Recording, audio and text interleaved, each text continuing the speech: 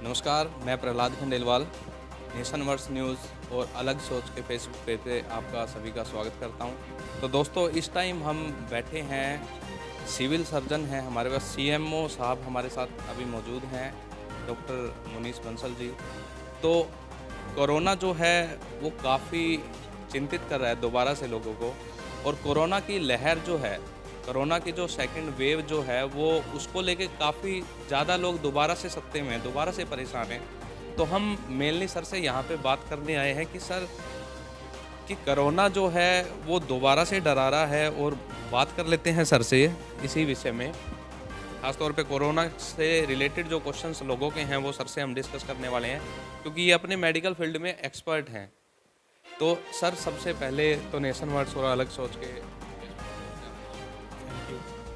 Sir, जो corona last year आया था वो कोरोना की फर्स्ट वेव थी। अब ये सेकंड वेव है सर, इसको लेके लोग जो है वो काफ़ी ज़्यादा चिंतित है, और कहीं ना कहीं ये मान रहे हैं कि जैसे आप टीवी चैनलों पे भी आप देख रहे होगे इलेक्ट्रॉनिक मीडिया के थ्रू, कि लोग जो है वो काफ़ी सत्ते में है सेकंड वेव को लेके। आप अपनी फील्ड के अंदर, मेडिकल फील्ड में काफ़ी एक्सपर्ट हो सर, तो थोड़ा सा लोगों का ये डाउट है, इसके बारे में आप क्या बोलना चाहोगे सेकंड वेव के बारे में? कोरोना की ये जो सेकंड वेव अभी आई है, यह पहले से ज़्यादा तेज़ी से बढ़ रहे हैं हमारे पास जो केसेस हैं। और जो पहली वेव थी वो अप्रैल के महीने में पिछले साल शुरू हुई थी, और ग्रेजुअली जून जुलाई में बढ़ा, फिर केसेस थोड़े से कम हुए, फिर सितंबर अक्टूबर नवंबर में पीक दोबारा आनी शुरू हुई, एंड फिर वो केसेस कम हो गए।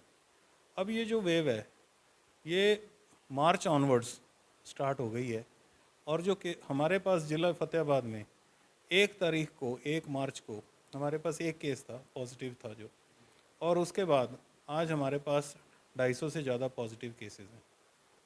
और कोरोना ख़त्म नहीं हुआ। लोग गलत सोचते हैं कि कोरोना ख़त्म हो गया। कोरोना बिल्कुल भी ख़त्म नहीं हुआ, और लोगों के मन से डर निकल गया। वो इसको बीमारी नहीं समझ रहे हैं, जो वो बहुत बड़ी भूल कर रहे हैं।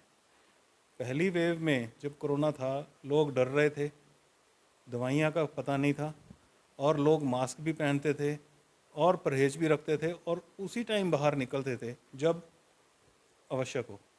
इस टाइम लोग ना तो उन्होंने मास्क पहनने हैं, ना वो सोशल डिस्टेंसिंग में मेंटेन कर रहे हैं, और कोई भी मेला हो, फंक्शन हो, कोई शादी हो, वो वहाँ पे इकट्ठे ऐसे होते हैं जैसे मतलब दैट इज़ उनके लिए आज आखिरी दिन हो। तो दोस्तों, मैं आपको ये कहना चाहता हूँ, ज़िंदगी बहुत अच्छी है। आपको वही मिलेगा। अगर आप इसकी कदर करेंगे तो आपको बहुत अच्छा लगेगा। आप प्लीज़ जो कोरोना के केसेस हैं उनसे दूर रहिए, सभी के सभी मास्क पहनें, सोशल डिस्टेंसिंग मेंटेन करें, और तभी लोगों से मिलें, किसी फंक्शन में तभी जाएं जब आपके लिए जाना आवश्यक हो। इससे आप अपने और अपने परिवार की सुरक्षा कर सकते हैं।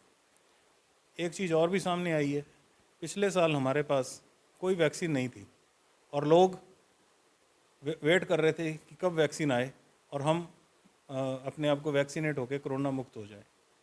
अब भारत सरकार ने भारत की बनी हुई 2 वैक्सीन्स भारतीयों के लिए लॉन्च कर दी है, और चरणबद्ध तरीके से हमने उसको हमारे ज़िले में भी लॉन्च कर दिया, और लोगों को हम बार बार जाके समझा रहे हैं कि आप वैक्सीनेट कराइए, परंतु लोग उसको भी लगवाने से परहेज कर रहे हैं।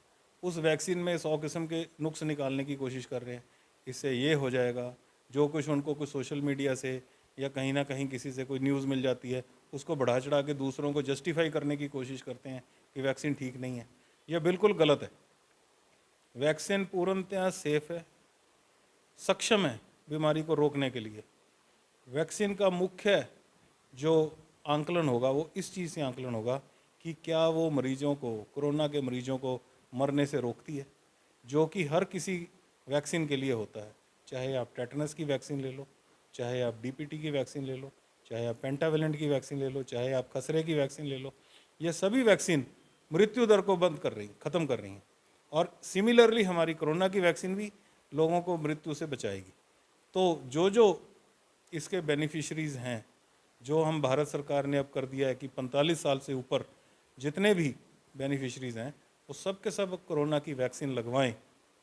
तो मेरी सबसे अपील है कि जो भी आपके मन में शंकाएं हैं, भ्रांतियां हैं, वैक्सीन के बारे में जो आपके मन में गलत चल रहा है, आप उसको एक तरफ निकाल दीजिए और नज़दीकी से स्वास्थ्य केंद्र पर जहां पे हम फ्री वैक्सीन लगा रहे हैं वहां पे जाके वैक्सीनेशन करवाएं।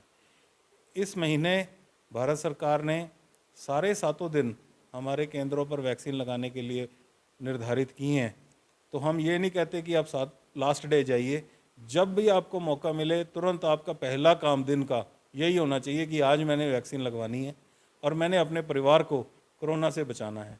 क्योंकि ये नहीं पता कि आप खुद ही स्वयं उससे ग्रसित हो या आपका परिवार का कोई दूसरा सदस्य उससे ग्रसित हो।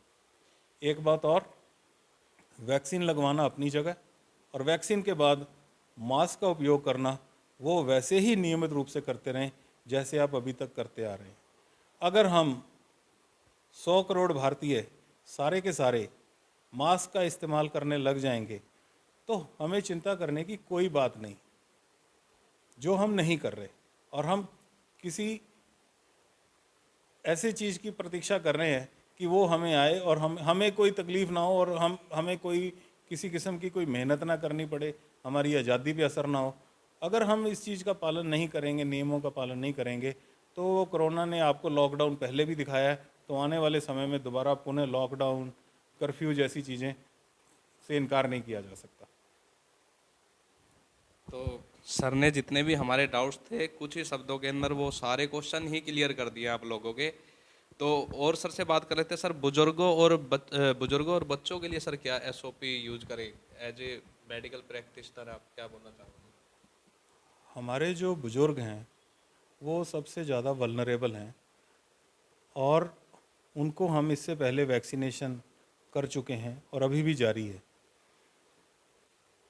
बुज़ुर्गों के लिए मेरी फिर यही रिक्वेस्ट है कि बुज़ुर्ग सभी घर में मास्क पहनें और अपने साबुन से हाथ बार बार धोते रहें और अगर कोई घर में ऐसा कोई मेहमान आए ज़्यादा उनसे दूरी बना के रखें जिससे कि उनको इन्फेक्शन होने का ख़तरा कम हो। अगर बाई चांस उनको लगता है कि उनको किसी के साथ एक्सपोजर हो गया है और उनको संक्रमण हो सकता है तो वो उसको इग्नोर ना करें और अपनी जांच करवाएं जो कि फ्री में होती है। मुख्य लक्षण बुखार का आना, गले में खारिश होना और जो स्मेल है नाक से पता चलता है किसी चीज़ की खुशबू का, उसका ख़त्म होना, ये इसके आम वायरल के लक्षण हैं। अगर ऐसे कोई लक्षण किसी को आते हैं तो वो अपनी जांच तुरंत करें। छोटे बच्चे जो हैं ये भी कैरियर का काम करते हैं और अभी हम स्कूलों में जो इन्फेक्शन के लिए टेस्टिंग कर रहे हैं जांचने के लिए, तो सरप्राइजिंगली बहुत सारे बच्चे हमारे पॉजिटिव आ रहे हैं। तो जाहिर है कि अगर बच्चे इतने सारे पॉजिटिव आ रहे हैं तो उनके घर में वो जहाँ पे वो रहते हैं तो वहाँ पे भी संक्रमण तो होगा ही। और इसीलिए स्कूल में मेरे भेजने से पहले मेरी पेरेंट्स से ये रिक्वेस्ट है कि वो सभी बच्चों को स्कूल भेजने से पहले उनको मास्क पहना के भेजें, उनको कोरोना के बारे में अवगत कराएं, ये उनकी ड्यूटी बनती है। और अगर किसी बच्चे को बुखार है, खांसी है या उसकी तबीयत ठीक नहीं है, उसको स्कूल मत भेजें, उससे पहले उसकी जांच करें। तो दोस्तों ये थे सीएमओ फतेहाबाद डॉक्टर मुनीस बंसल जी, और कुछ ही शब्दों में इन्होंने सब डाउट जो थे कोरोना को लेके, जो ये नई सेकंड वेव आ रही है इसको लेके जो भी डाउट थे वो कुछ ही शब्दों के अंदर जो है वो कंप्लीट कर दिया है। और सर की और सर के स्टाफ की बार बार यही रिक्वेस्ट है आप लोगों से कि आप जो सरकार की गाइडलाइन है, जो डिपार्टमेंट की गाइडलाइन है, स्वास्थ्य डिपार्टमेंट की गाइडलाइन है, उनका आप फॉलो करें, मास्क लगाएं, हाथ टाइम टू टाइम सैनिटाइज करते रहें। इसी के लिए जय हिंद, जय भारत।